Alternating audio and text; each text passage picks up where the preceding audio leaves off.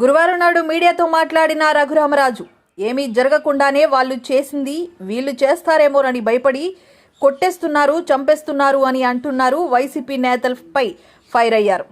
ఇద్దరు వ్యక్తులు కొట్టుకుంటే దెబ్బతిన్న వ్యక్తికి వైసీపీ ముసిగేసి చంపేస్తున్నారని, హడావిడి చేస్తున్నారని విమర్శించారు. పందాలు కాసిన వాళ్ళు కొంతమంది ఆత్మహత్య చేసుకుంటున్నారని, దానిని వైసీపీ ప్రభుత్వం రాలేదని చనిపోయినట్టు చిత్రీకరిస్తున్నారని విమర్శించారు. ఈ ఆత్మహత్యలకు జగన్ రెడ్డి ఓదార్పు యాత్ర 2.0 స్టార్ట్ చేస్తారేమో అంటూ రఘురామ సెటైల్ వేశారు. అన్ని సామాజిక వర్గాలు ఓట్లు వేయకపోతే ఇంత పెద్ద విజయం రాదని, అంత పెద్ద విజయం అందడంతో క్షత్రియుల పాత్ర చాలా ఎక్కువగా ఉందన్నారు. క్షత్రియులకు ఎవరో ఒకరికి ఏదో ఒక పదవి ఇస్తారని అనుకుంటున్నానని రఘురామకృష్ణంరాజు ఆశాభావం వ్యక్తం చేశారు.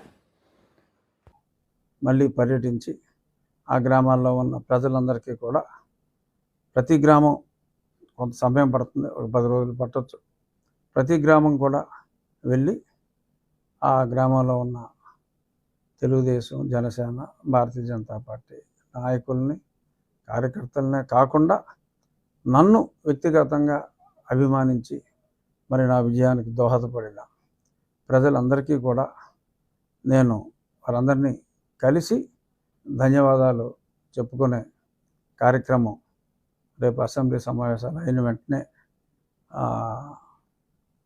నేను మొదలు పెడతాను.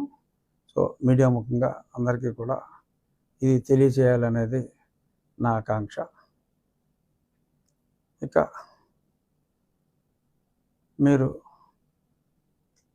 సరే జనరల్ విషయాలు కూడా కొన్ని మాట్లాడుకుందాం. బొత్తిగా అసలేమి మాట్లాడకపోతే ఈడికేమైందిరా బాబు అనుకుంటారు. సో వైఎస్ఆర్ కాంగ్రెస్ పార్టీ వాళ్ళు దొంగ బాబాయ్ అన్నట్టుగా మరి ఇప్పుడు వాళ్ళు ఎవరిని కొట్టకుండానే ముందే మమ్మల్ని కొట్టేశారని మరి నిన్న ఢిల్లీలో విజయసాయిరెడ్డి గారు మరి చాలా గొడవలు చేశారు. మరి నాకు అర్థం కాదు ఏంటంటే, పట్టపగలు ఒక ఎంపీని తప్పుడు కేసు పెట్టి ఇంట్లోంచి లేపుకెళ్ళి అర్ధరాత్రి చావబాది అన్ని ఎవిడెన్స్లు ఉన్నా సరే, అంటే నాకన్నా వాళ్ళు ఎంత దుర్మార్గులో తెలిసినవాడు ఎవరు లేడు. సరే కొంతమంది చంపేశారు, అది ఉంది. బట్ ఒక స్థాయి, ఒక ఎంపీ స్థాయిలో ఉన్నవాడిని ఈ రేంజ్లో వాళ్ళు చితకబాదారంటే మరి వాళ్ళు ఎంత దుర్మార్గులు అన్నది నాకు బాగా తెలుసు. మరి వాళ్ళు ఇవాళ అలా చేశారు, ఇలా చేశారు అని కనీసం నా ఫ్లెక్సీని కూడా 4 సంవత్సరాల్లో ఎవరిని కట్టనవలా. అది మీ అందరికీ తెలుసు. మీడియా ఎవరైనా కడితే వాళ్ళకి పోలీసు వాడు ఫోన్ చేసి వార్నింగ్ ఇచ్చేవాడు. సో మరి ఈ రకంగా అన్ని దురాగతాలు చేశారు.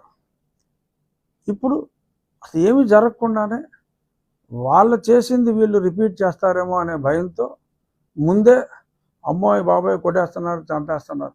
1-2 సంఘటనలు ఎక్కడైనా జరిగి ఉండొచ్చు. అది పార్టీలకు సంబంధం లేదు. ఇద్దరు వ్యక్తుల మధ్యన ఏమన్నా ఉంటే, ఎవడు దెబ్బతింటే, ఇద్దరు కొట్టుకుంటే ఎవరు దెబ్బతింటే ఆ దెబ్బతిన్న వ్యక్తికి వైసీపీ ముసుగేసి వైసీపీ వాళ్ళని చంపేశారు అంటున్నారు. నేను ముందు నుంచి చెప్తున్నా, అరే ఆ పార్టీ సంకనాకి పోతుందిరా బాబు, ఓ 20 సీట్ల కన్నా రావు. సరే 11 వచ్చినాయి, నా అంచనాలు తప్పని. 20 సీట్ల కన్నా రావు అని ఎన్నోసార్లు నేను చెప్పా. చివరిలో కూడా అలా మాటలని పందాలు కాసుకుంటారేమో, అది పిచ్చి ఆసుపత్రిలో చేసుకోవాలి. అక్కడ ప్రమాణ స్వీకారాలు ఏంటి, ప్రజల ఓట్లన్నీ అక్కడ పడిపోయినాయి, చాలా దారుణంగా ఉంది పరిస్థితి. పందాలు కాయకండి రా బాబు, తర్వాత మళ్ళీ మీరు ఇబ్బంది పడతారని కూడా చెప్పా. ఆ పందాలు కాసుకున్న వాళ్ళు ఇప్పుడు కొద్దిమంది ఆత్మహత్య చేసుకుంటున్నారు.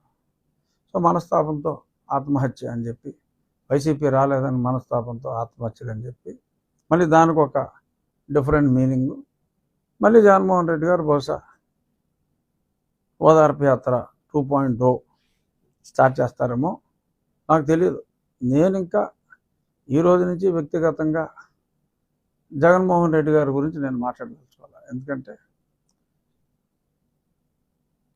ఆయన భాషలో చెప్పాలంటే మంచోషాడు, ఆయన చేయాల్సింది చేశాడు, వెళ్ళిపోయాడు. ఇప్పుడు జనాలు చూసేది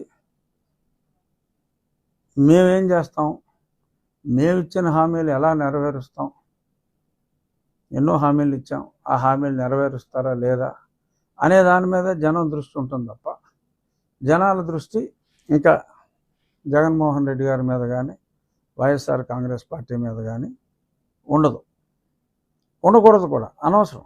ఇప్పుడు మేము మాట ఇచ్చాం, మా మాట ప్రజలు విశ్వసించారు, జగన్మోహన్ రెడ్డిని కాదనుకున్నారు. మాకు మేము ఊహించిన దానికన్నా కూడా పెద్ద అందలం ఎక్కించారు. మొన్న మా ఎమ్మెల్యేల మీటింగ్లో కూడా చంద్రబాబు నాయుడు గారు అదే స్పష్టంగా చెప్పారు.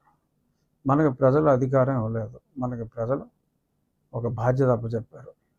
ఆ బాధ్యతని